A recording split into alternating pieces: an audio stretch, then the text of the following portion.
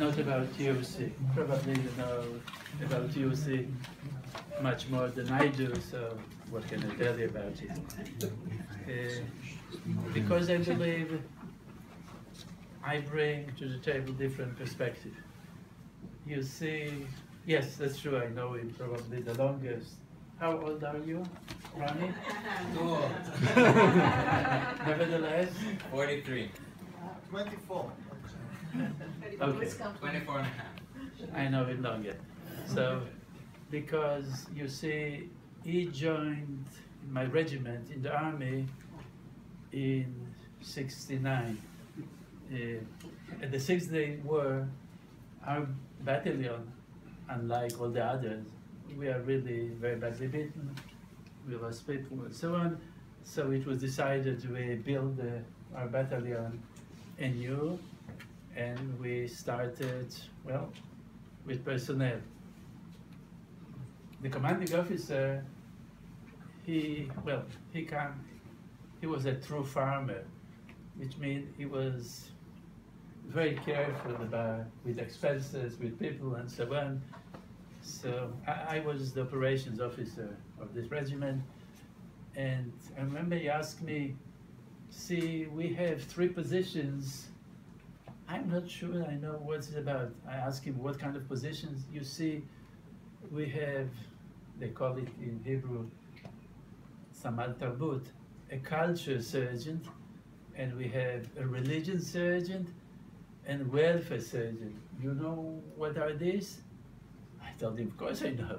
Well, let's say the culture, that's the guy in charge of bringing newspapers to the positions. Of course I know. Religion, that's also very simple.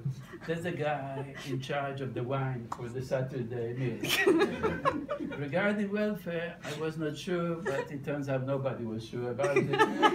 Okay, so that was the starting point. And we were sitting, and we were really assigning people who were coming to the different units. And then I see a guy. I look at Rami because quite often he really reminds me, you know, dark, well, I cannot say tall, but for sure handsome, and with a yarmulke over his head, and a book, a thick book under his arm, and I'm telling Gedalia. Well, our regiment commander, probably most of you know him because he was the head of the all-powerful financial committee of the Knesset of our parliament, Gedalia Gal, from Kfar Vitkin. So I'm saying, look, this guy, he has a book. Well, that's culture, isn't it? It's even more than newspaper. He has a yarmulke. Let him suffer. And regarding welfare, we didn't know what it is. So we made him the surgeon of all 3. And then we had 2 positions which we really could put into the fighting companies, which means we're +2 on this one. And surprisingly, it was 69. In the war of '73, the Yom Kippur War, he got probably the worst job at fighting. He was in charge of the armored vehicle, which was evacuating the wounded and the dead. And believe me, there is no worse job in the war. And he behaved himself exemplary.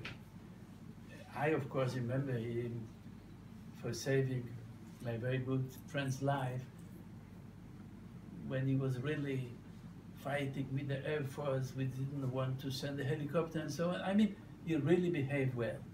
I'm telling you all this because when I was nominated the commanding officer of the reconnaissance unit, Eli asked to join me.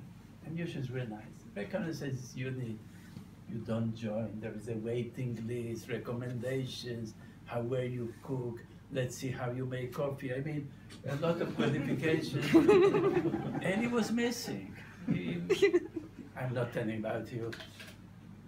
To this day, we are telling the story about the two Elis, Goldratt and Schragenheim, navigating around Boston, trying to get out of the highway, returning to the same point. A legend. But based on true event. So of course, but we really believed we owe him, so he joined me. Of course, he was not a kind of soldier we usually accept. So there was, when we were, it was during the next war, the one in Lebanon, there's hardly anything to do with him. I mean, you don't put him on mission if, well, it will endanger him and endanger others. So I was keeping him. I really want him to be alive because otherwise the guy standing over here. Thank you. I was amazed about to hear the story of Anabasis by Xenophon here now. I mean, you keep the torch. I'm really very glad about it. So when they asked me, well, send immediately 2 soldiers.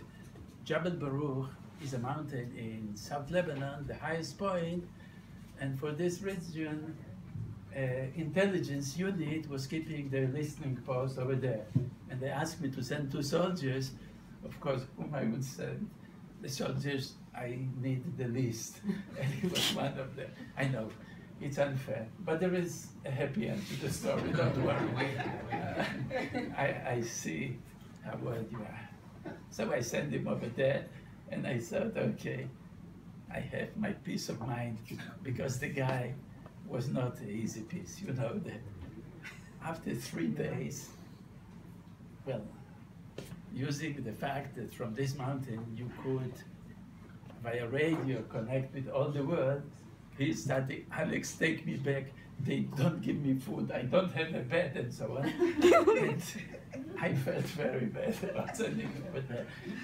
So I decided I go there and I bring him back. So I took 2 jeeps and we came to this place, and I put it on my jeep, and when we were about to return to our post in the small Shiite village near Sidon in South Lebanon,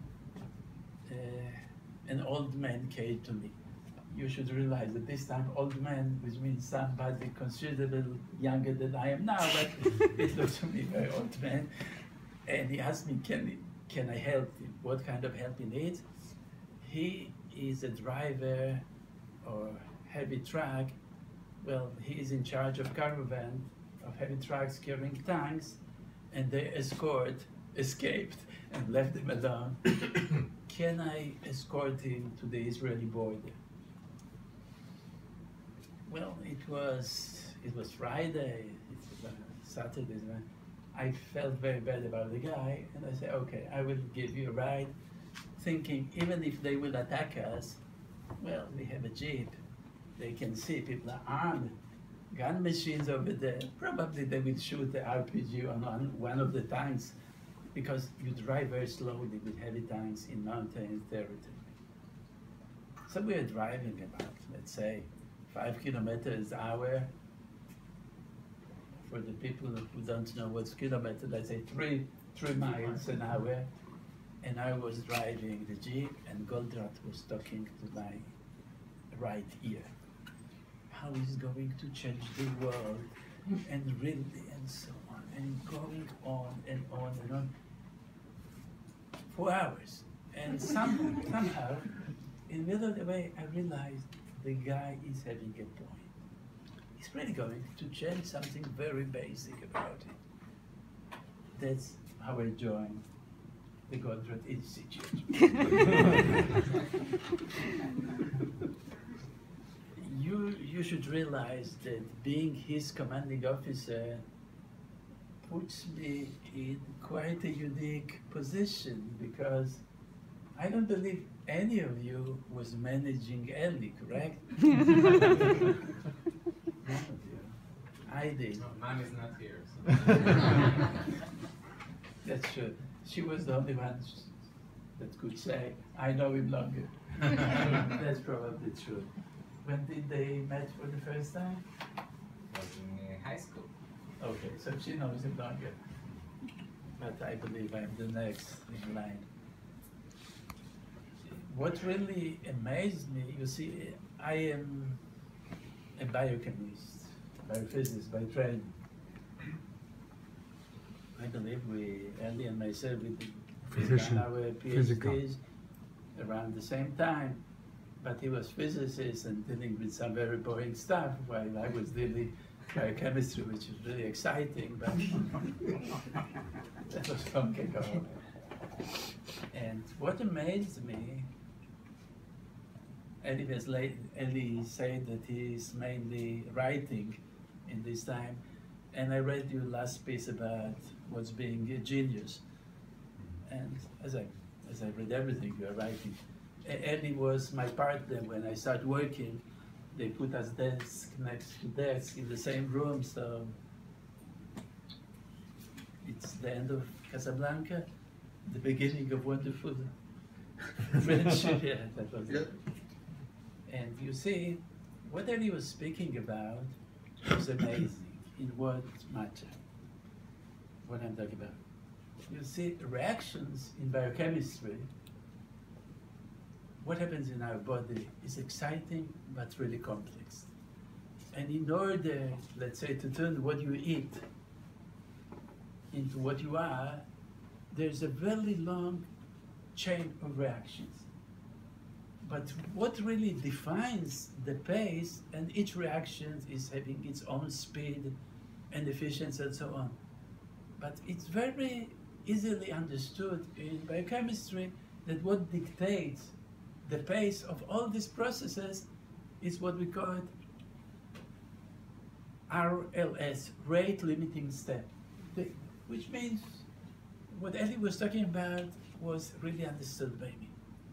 But you see, biology was Kanban.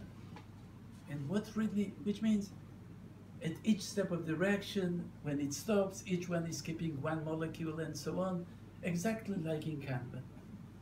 And what really makes Eli a genius is the fact that he has invented even better solution.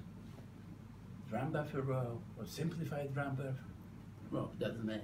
It's better solution than Kanban. And then you come to think, 3 billion years of evolution has developed a system. And here is a man which is really making something even smarter than that. And to me, that's a true sign of real genius. He has done it. And maybe the last remark. You see, I miss him very much because with him, you know the saying that cemeteries are full of people, we had no replacement, and people say it in sarcasm, sometimes even cynically. I believe it's true. I miss the buzz he was creating.